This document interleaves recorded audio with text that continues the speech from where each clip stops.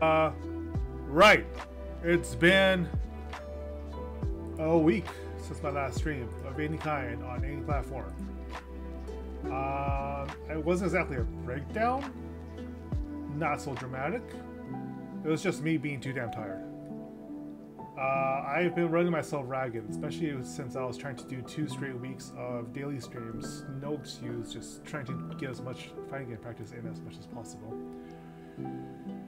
Turns out that's a lot of work. Turns out that's really hard to maintain in the long run. When you're also doing like full-time work, with all the mental weight that might add, any like home issues or dramas that may be happening at the same time, it's basically the same thing as working 2 full-time jobs at the same time. So that was not great for my mental health. I'll be just straight up admit that was not great for my mental health. I'm definitely going to curtail streaming to reflect that. I kind of knew that in the first place. I wanted to see how much I could do if I could just like get used to it over time, right? The answer is no. The answer is no. It's just too much. So keeping that in mind, I want to do more streams. I want especially to do more single player games. But I'm not going to force myself to do what is impossible. And working 2 full-time jobs is impossible. Also, I wasn't getting nearly as much exercise in as I would have liked during the time, which is even more frustrating because I really want to lose this last bit of weight to the next milestone, celebrate it, and then work on the next. You know, it's getting in the way of that. I need my exercise, and trying to do 2 full-time jobs worth of work is really, really hard. That's not what I want to talk about today, though. What I want to talk about today is something that's been bugging me, completely unrelated to all this, at the back of my mind for a couple years now, and that is Neil Gaiman's Sandman series. Yes, Neil Gaiman's Sandman series. It is by far one of my favorite comic series ever. Just straight up the whole read through. But the older I get and the more I appreciate some of its themes and structures of it, the more I'm thinking that some of what I've read I actually did not understand at all at the beginning. And frankly, a lot of its fans don't fully understand either. This has been something bugging me right now. I think I was a little too dismissive of Desire's role in that series. Like, if you haven't read Sandman before, one, absolutely track down the series because there's an omnibus release of the Sandman comic series now. Do not read the sequel. It's written by somebody else. Since DC owns the franchise, it happens to be like one of their best sellers in the 90s and early 2000s.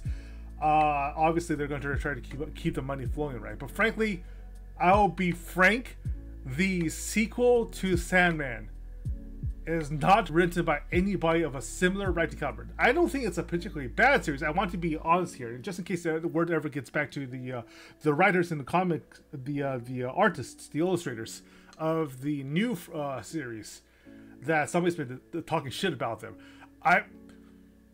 A lot of it's competently written. It is a lot of fun. I just don't think it's hard to live up to the original, right? When it's written by Neil fucking Gaiman. That man can write. That man is by far one of the best writers of modern Western literature, especially in the fantasy realm. So obviously, trying to write something of equal caliber as his seminal comic series, the one that puts comics up as a serious like literature medium, won awards that comics have never won before him.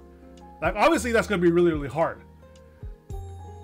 But the more I think about, like, one of the best measurements of how good a series actually is when you come back as an adult to a comic that you read as a child and realize just how much you missed the first time around, despite reading the same damn words. That's how you know it's a good damn series. And the thing that I missed out the first time around was the nature of the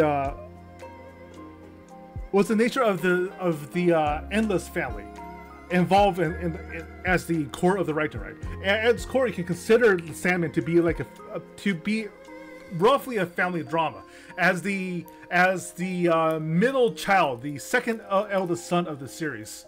Hey Dokuro, what's up?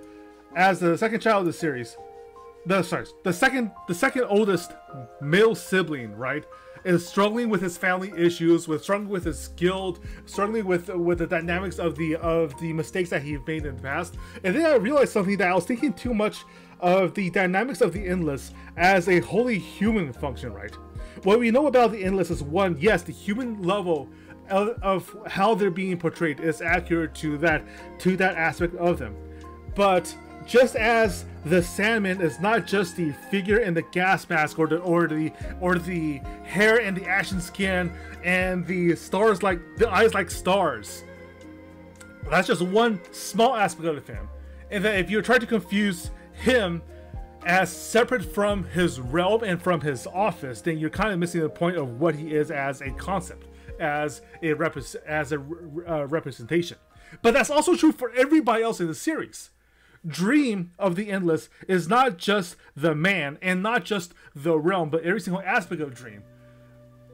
But so is Desire, so is Death, so is Destiny, all of them, right? And Desire in particular was portrayed really, really heavily as an antagonist, even an outright villain at times, for the overall scope of the series. And I think I might have been mistaken in thinking so. Absolutely. Both the show and the comics are awesome, by the way. The show was overseen directly by Neil Gaiman, so absolutely spend some time to watch the show if you can. Just because it still hews really, really closely to his vision, while also having the input of people that really respected the material in the first place to further elaborate on it. I don't think the show is quite as good as the comic series, but that's just because, again, it's really hard to live up to Neil fucking Gaiman, right? But the thing is, I think it was deliberate on Gaiman's part to portray Desire as a villain, because that's how Dream struggled with Desire as a concept, right?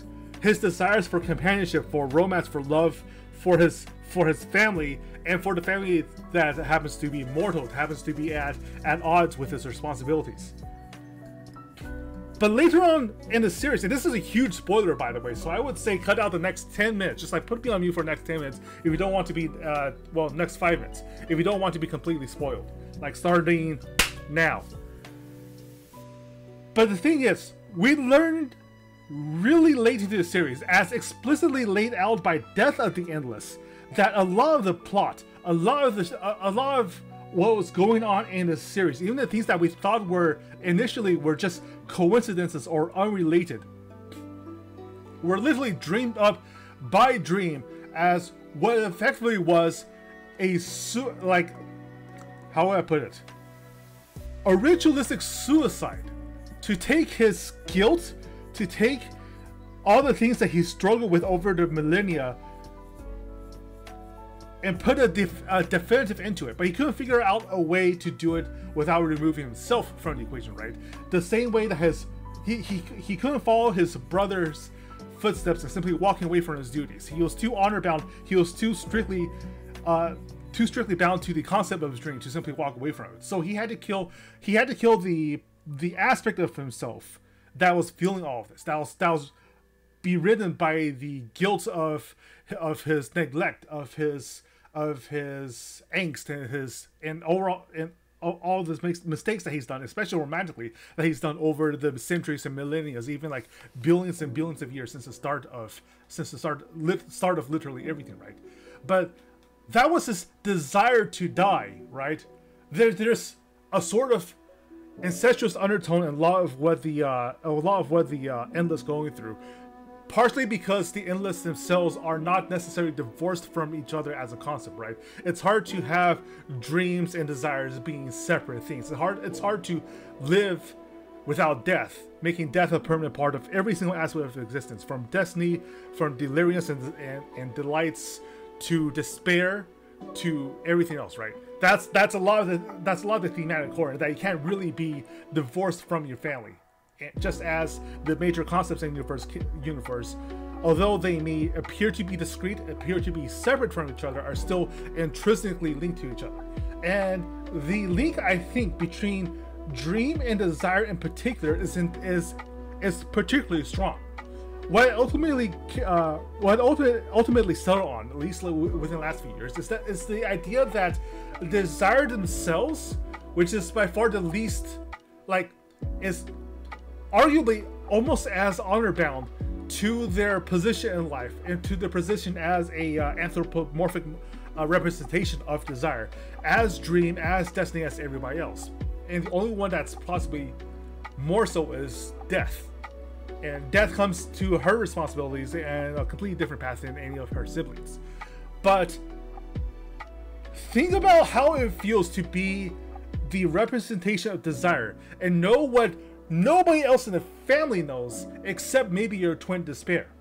That your older brother has a very deeply embedded, deeply baked desire to extinguish himself. That's kind of fucking messed up. That's really messed up. I feel like, especially as Delirium puts it, they are a distortion upon the fabric of reality, right? When they imagine a lightning bolt crossing the sky or landing at when they imagine like a lightning bolt striking the earth, somebody like 15 years later will be struck by it, right? They're that sort of like metaphysical, dramatic distortion upon reality to give it an anthropological structure to things.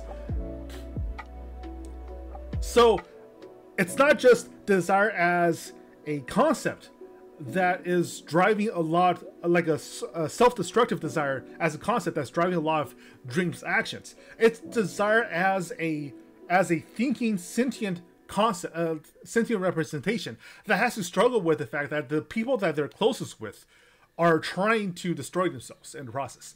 And their role in all of this is to aid and abet.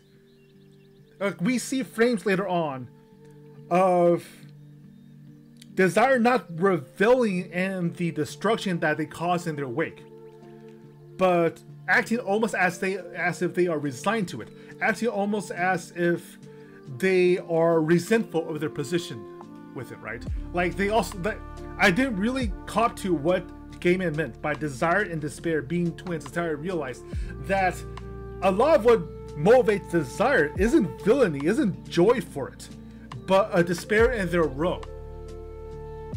Like a despair and the role that they're forced to play in dreams drama. And that feels really fucked up.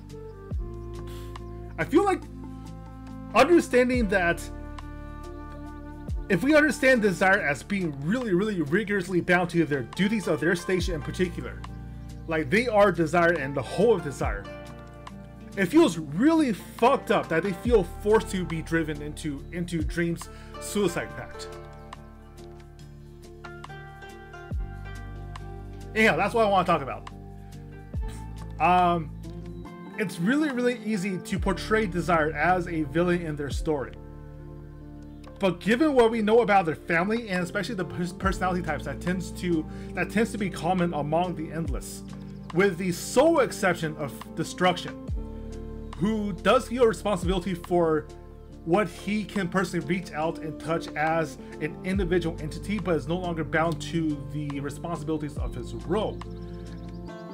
And the fact that he is the sole exception to the Endless's sense of responsibility in that regard, it really puts a different light into things if you consider desire to feel as if their own say in this, to feel as if their own role in this.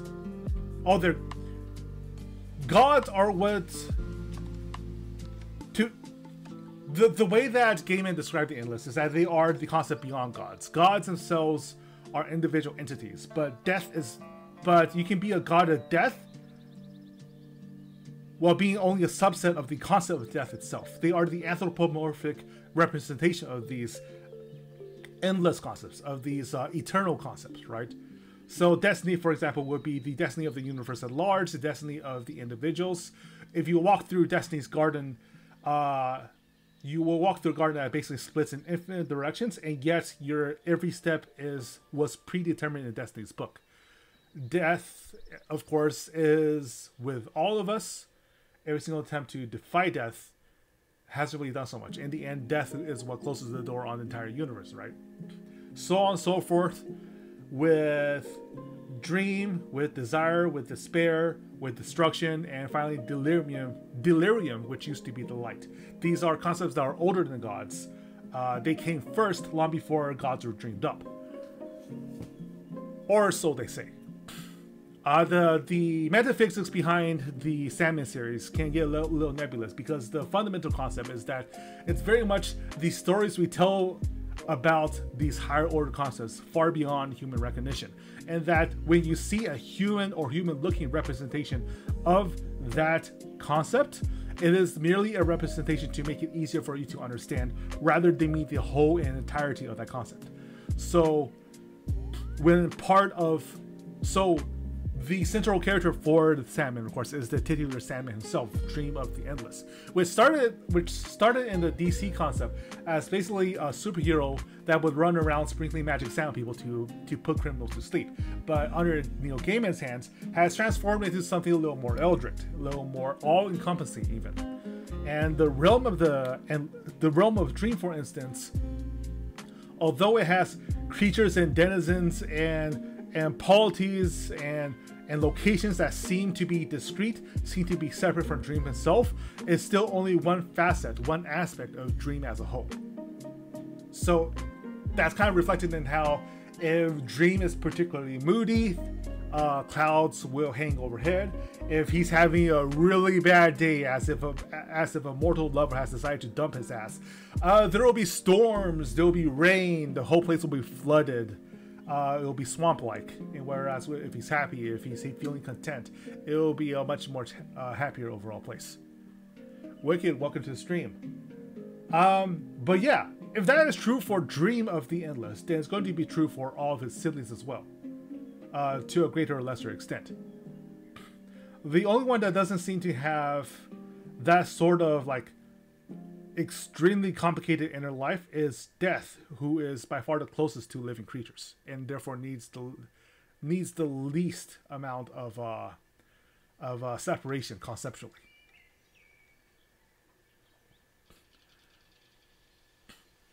But like, as self-focused as Desire of the Endless is, to the point where their internal realm, their personal realm, is basically just themselves made into an unspeakably huge giant with a hollow heart in the center that they reside in, as like a self-made, self-reflected castle, right? That's supposed to basically desire unto itself. It's supposed to reflect their selfish nature. But I wonder if it's not so much a reflection of their selfish nature as a reflection of how singular they consider their task to be.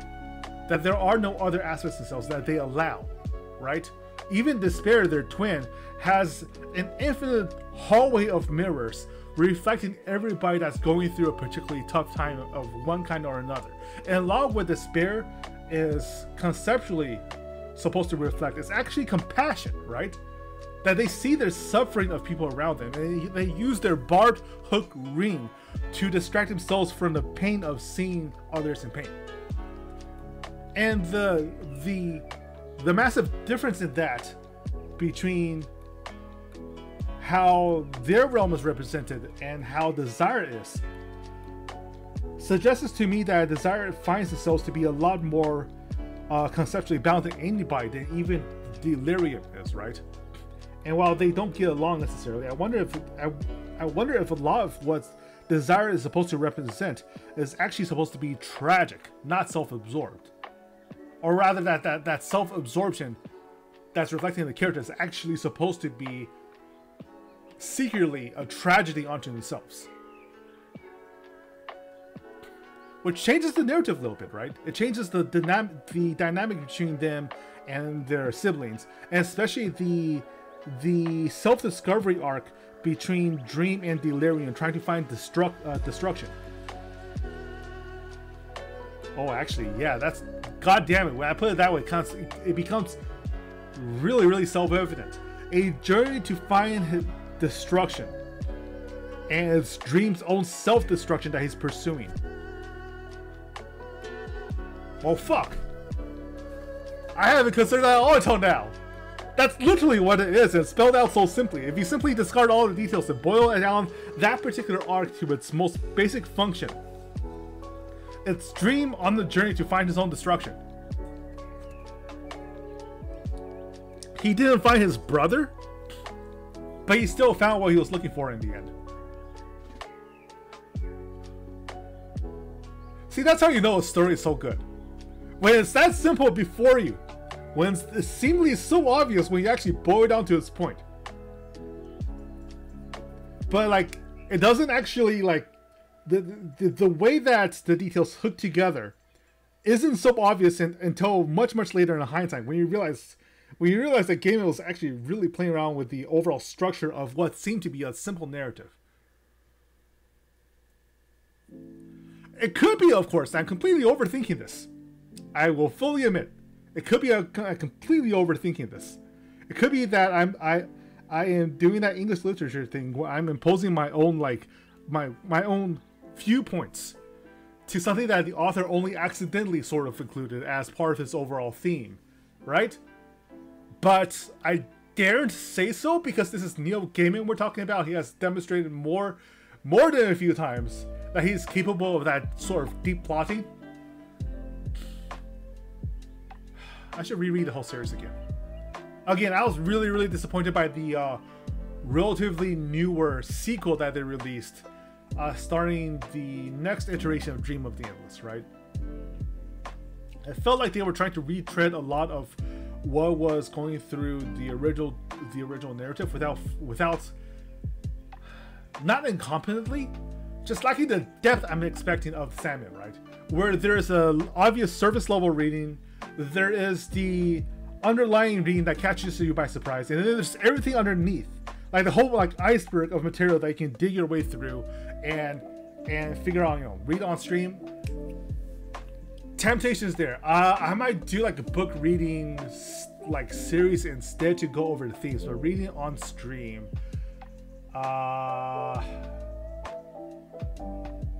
reading somebody else's content on stream feels a little dirty to me as a creator, you know? Plenty of VTubers, plenty of streamers do that, but I feel it's a lot more fun to discuss the concept, like saying you have X days to read the first volume, for instance, or like the first story of volume X, and then we'll go over it. That sounds a lot more interesting.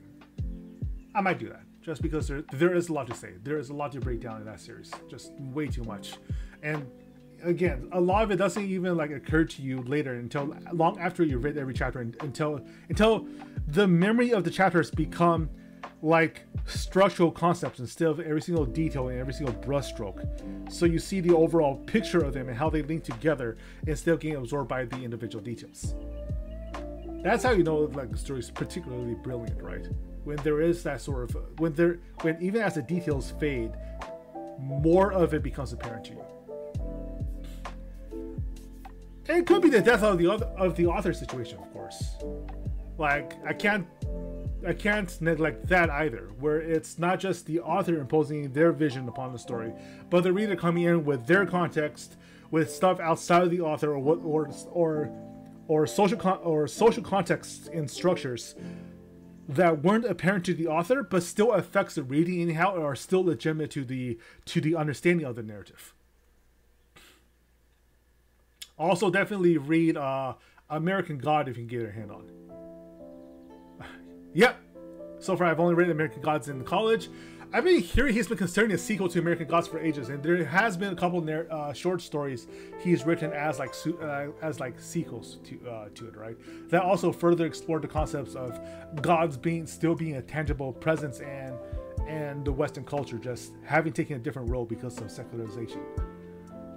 That we aren't fully divorced from the underlying concepts of gods, but because of how the world has rearranged themselves, gods have been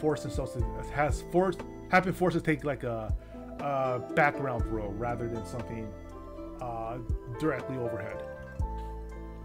I should reread it. every like 2 or 3 years I reread American Gods because it's so fucking good. It's so fucking good.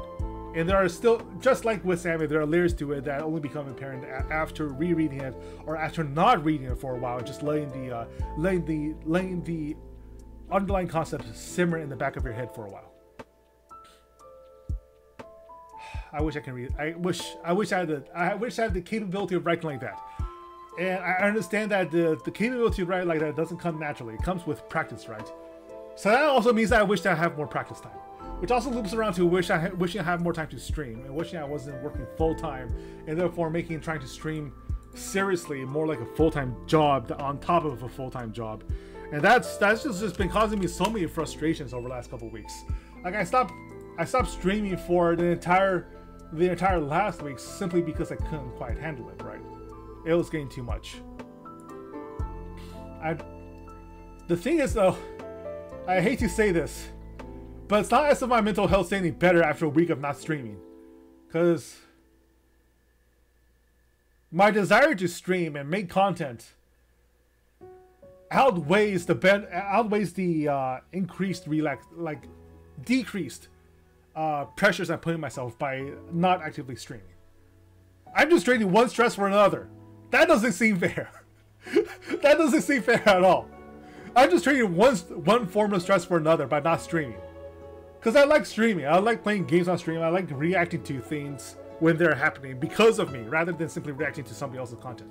And I like making content too when I have the flash of inspiration. And I'm not any less tired. That's the most important part. I'm not any less tired. I do think I want to do more like literature breakdowns though. Just like read, just like take the time to read and react to something, right? And I've been meaning to read more too. Like reading was a huge chunk of my life. It's why I got into the careers that I have had over the last few years. And not reading, I feel, has definitely caused a stagnation to my overall skill level.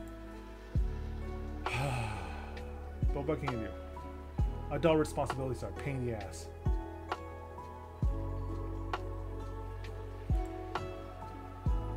But yeah, what else is there? I really want to go back to playing Armored Core. I have not touched it for the entire time I wasn't streaming because it feels like a waste not to indulge in reacting to its moments. I'll get back to it this week. What I plan to do this week is to cut down on streaming a lot. Friday, Saturday, and Sunday are definitely the core streaming hours for me. Fridays though, I do have a weekly family thing that I really want to try to maintain. So that cuts into a little bit, but hey, I have all night.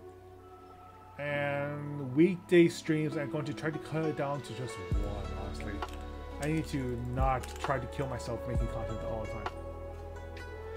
time. It might be that Mondays and Thursdays are best for me overall though, because I have the least amount of responsibilities on those days. Whereas some Wednesdays I'm just like trying to kill myself keeping on top of things, and some Thursdays can be just as busy. So yeah, keep an eye on top of that. I also have something I do want to announce as soon as I have a couple of friends to look it over. Tied to another announcement, tied to another project I want to try to do related to fighting games, especially the fighting game community as a whole, especially the VTuber fighting game community, that I have been slowly tinkering on in the background conceptually, and want to get a couple more eyeballs on it, right? Just because I think it's something that the community has a major notable gap in terms of like people trying to do this. Like, you have tournaments, you especially have Serena doing tournaments. You have actually a lot of content creators in space simply playing the games. And you do have people like Control Alt Cookie, who are actively doing actual like instructional content, at least as much instructional content as people are doing. At this point, I think that if you actually want to learn how to play fighting games, especially for the current titles out there, there have been more than enough said, more than enough videos done, and more than enough like dust loop content done at this point, where frankly you don't have a lack of content, right? But what you do have a lack of is structure for developing skills, especially at the intermediate level, which is something that Inferno Chim I talked about during the Evo panel a couple of months back. And getting total newbies to understand the appeal of fighting games isn't simply a matter of teaching them how to press buttons better, right? The social aspect of it is something that I think people tend to underestimate. And a lot of it is simply because, frankly, Western culture as a whole is really, really bad about social aspects. Like, let's be completely frank about it. We are in late stage capitalism right now. There are next to no public spaces left, next to no public interaction environments left. The village structure that humanity has basically built upon has basically been completely demolished. And a lot of the way we think about things is on a completely individual level as well. And even on a competitive level, we're mostly thinking about individual glory, right? So a lot of the necessary structure to build communities and sustain communities and keep communities healthy, the maintenance of it is not that people don't care about, not that people aren't trying to do it, but there are no formal theories to do it better, do it efficiently, as in contrast to highlighting individual accomplishments, in contrast to highlighting individual stories and myth making, right? So I have a couple theories about that, a couple theories of how that could be done better, or at least be done more interestingly. And I'm not arrogant enough to say that what I have planned and what I'm trying to formulate is better than what people are doing right now. And it's definitely based on what I've seen others attempt to do in the past. But I think that more people need to try, right? More people need to take the risk of failing at these community building fundamentals. You need to be willing to. Even if the glory is not there, even if the public is liable to misunderstand, even if people don't necessarily respect what they're trying to do. Because people only respect what they've been taught to respect, right? They can only understand values that they have grown up with. But until you implement a better alternative and show that it is a better alternative, nothing about the limitations of what they're used to, nothing about the viability of the viability or even the preference for an alternative viability is going to be apparent until it is at least attempted to. I have a couple ideas around that. I won't go into details for it on this stream because it's still really, really half-baked. It's still really half-baked. What I'm working on right now, though, is to get the basic structure down. Then I'm going to scout around for potentially interested parties. There are a couple of key ingredients to make this viable from the start that I'm not willing to budge on. And unfortunately, they're also the parts that I cannot do alone by definition, right? Because nothing about community building can be done from an individual level.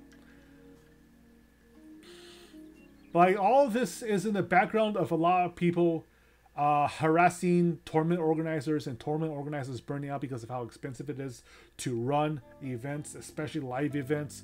Like, CEO Otaku is not being done at a profit, and yet people are still complaining about them trying to mitigate costs by adding like SF6 and Mortal Kombat to the list, despite the fact that CEO Otaku probably cannot exist without having the two of the biggest games and two of the biggest sponsors involved in it, right? Like, that's what it takes now to be operating at CEO's level. The only reason, frankly, that Evo still exists because Sony bought it out to act as an advertising platform. With all the resources that they have, and what they're able to afford, and what they're able to turn into a marketing amplification on their side, right? Like, especially for live events, which is completely separate from what I'm trying to do right now. The cost of doing communal projects like what they want to do has become exponentially greater in the current status quo. And it's not their fault, right? It's not Jabei's fault. It's not forgot his name. CEO, General Manager. Evo General Manager. It's not Rick Tyler's fault that they had to involve Sony's operations, right? That's just the bare necessity to support the number of people that they want to support. It's a shame, yes. There are compromises involved, yes. The compromises were, if anything, even worse under the previous Evo management because it was straight up corrupt at times. Especially after all the allegations against Mr. Wizard came out, right? If there's anything I can anticipate is that Richard Dyer is never going to be involved in that kind of bullshit. I respect that. The Hado is far too responsible for that bullshit, I think. But people are demanding like AAA tier quality levels while paying $15 tickets to maybe not show up at the event and spend no money on food, beverages, or anything else on location, if they possibly can get away with it. And like, it's really hard to imagine anybody willingly stepping up to be a TO or a community lead for any sort of project in this day and age for live events, unless they are willing to take tens of thousands of dollars minimum out of their own pocket to do so, which leaves power in the community locked into those that can afford it, and therefore the ones that are least able to appreciate the fundamental necessity of these community events in the first place, because they have an out. If you can afford, either you can afford to take the hit and therefore you don't particularly care about taking the hit, and therefore you have fewer incentives to try to make this community thing work as well as it could, or you're doing it out of sheer passion and you're likely going to be screwed over and burned out and turned bitter by an audience that's not going to fully appreciate the sacrifices involved and how much you had to take, how much risk you had to take on. Like, that's a sheer dichotomy and the fundamentals of the community at the moment, right? That is at the basis of a lot of the fundamental dramas in the FGC and the greater esports community as a whole. The ones that can afford it simply cannot be trusted to act as sober and responsible stewards, and the ones that deserve to be sober and responsible stewards for the community will probably be burned out in the process.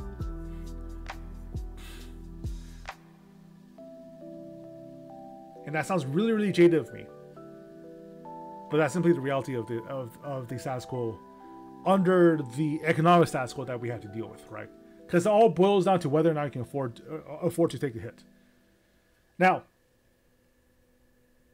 I fully believe, it's one of my fundamental beliefs, that community should come before money. So, which raises the question, do we have any alternatives to the status quo? To simply having to raise up a lot of money and make a lot of compromises for that money to make shit work. And the thing is, as important as live events are, it may be a bit of a red herring to be relying on them so much. I kind of feel that really expensive events, as crucial as they are for the mythology of fighting games in general, it also presents a form of risk exposure, right? Because you need ever more money to afford the Wi-Fi to afford the internet alone for these events. Like, getting the internet up and running, as amazing as it was for Evo, costed hundreds of thousands of dollars, to my understanding. Because convention internet is not cheap. And that's on top of the cost of renting out the convention for an entire weekend as well. And the fact that they managed to lock down an entire additional day for Evo 2024 is freaking amazing. And it was possibly only possible because of Sony money. And then you're talking about all the hardware involved. That's literally hundreds of thousands of dollars, if not millions of dollars worth of hardware on location.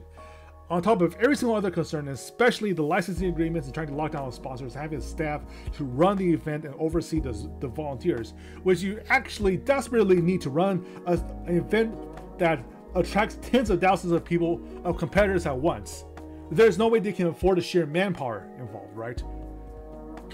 Especially at what they're trying to do is keep it at minimum entry fee level. Live events, to sum up, live events are a massive risk exposure to the FGC as a whole, because it puts the control of the community themselves to those who are willing to offer you the hundreds of thousands of dollars it takes to run those events, if not millions of dollars. It means that the FGC effectively belongs to Sony. It belongs to hardware manufacturers. It belongs to the game companies that are doing these things. But it didn't start out that way.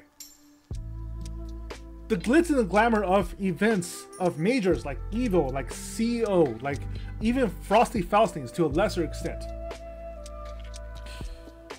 as important as they are for FGC prestige, and as important as they are to draw in the massive pool of casual observers and casual fans, what started all of this was a bunch of dorks showing up to a laundromat in New York City with a bunch of nickels in their hands, playing Street Fighter 2 as their moms did laundry, right?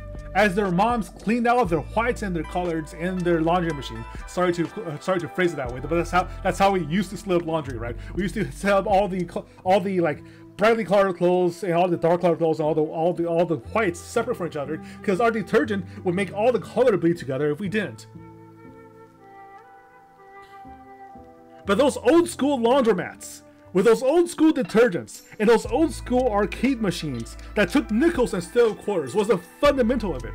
You made friends because somebody showed up, plunked down the quarter, said, "I have next." And that was the actual community then. You didn't like watch somebody play Street Fighter 2 on TV. You compared notes whenever you show up to your weekly laundromat sessions and got better because of each other. And then when somebody showed up being new, you you kicked their ass, and then two, you taught them how to have their ass kicked a little less hard.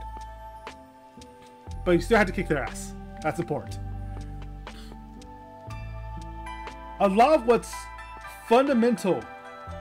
fundamentally interesting about the FGC started out from having the laundromat as a communal space, as a public shared communal space with each other.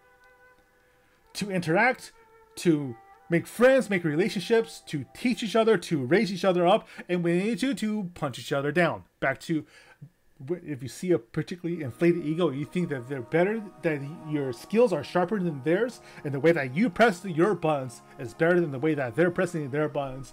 You proved it to them, and they got humbled in a way that they couldn't argue, because you both played the same damn game under the same damn conditions. And that, at the core, is something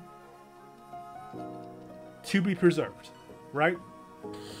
That fundamental community aspect. That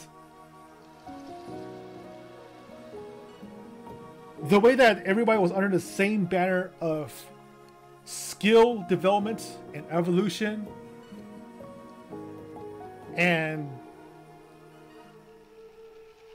God, I should really write this down, because it's a lot easier to put down the more nuanced concepts of this and down to words first, than try to improvise it on the spot like this. But the community aspects of the FGC, and the way that it's all tied under the banner of skill and competition and bragging rights and humility when you've been showing up, and having the confidence to challenge somebody that's also really fucking good at this game of martial arts. That is at the core of it, and it's still at the core of it.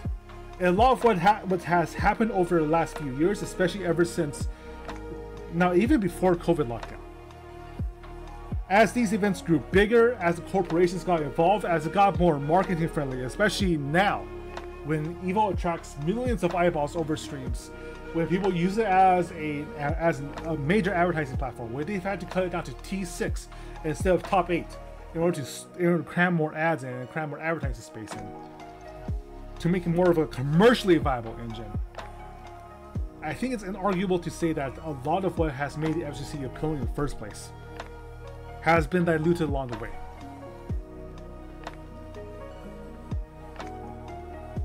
But I think with NetPlay as improved as it is now, there might be a way back in. It's just that we have to remember how these things worked in the first place.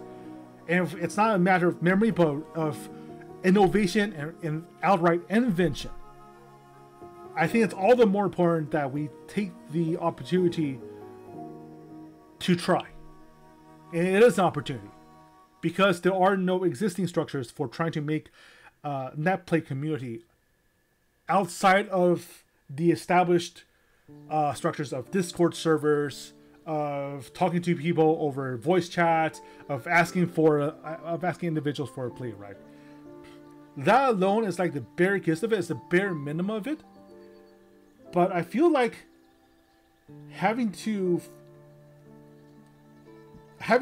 basically form an old boys club of FGC heads to make things work isn't necessarily going to be enough.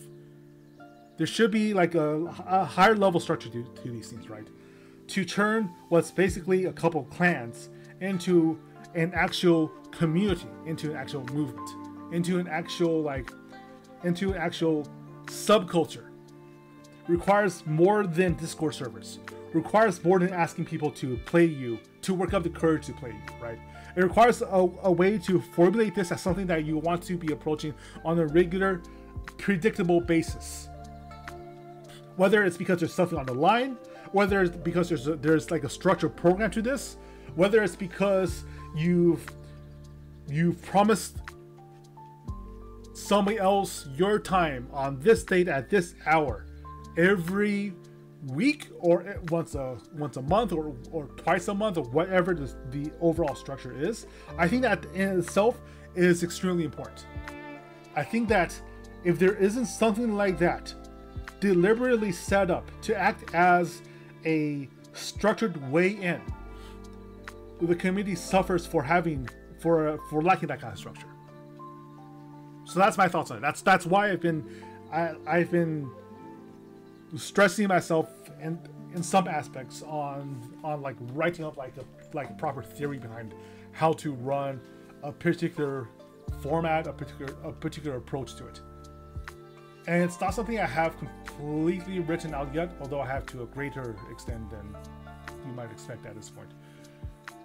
It is something that I do want to try to implement, but requires the aid of people much higher on the like social ladder that I am at the moment.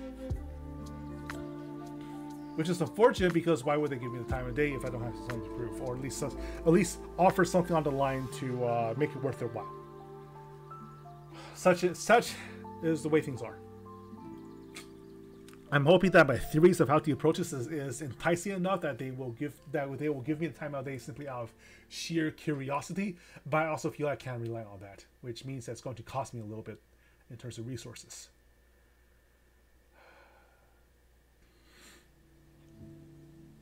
But yeah, that's where I am right now.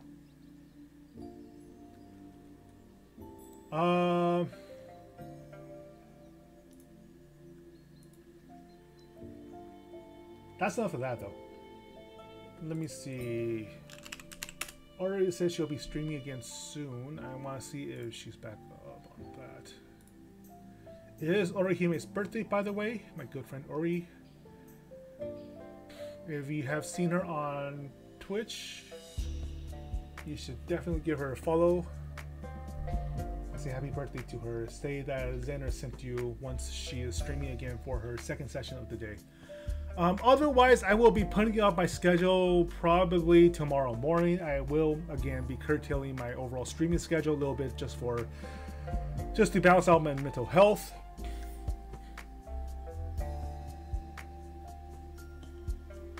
And let me see. Oh, thank you for the subscription, Dokuro.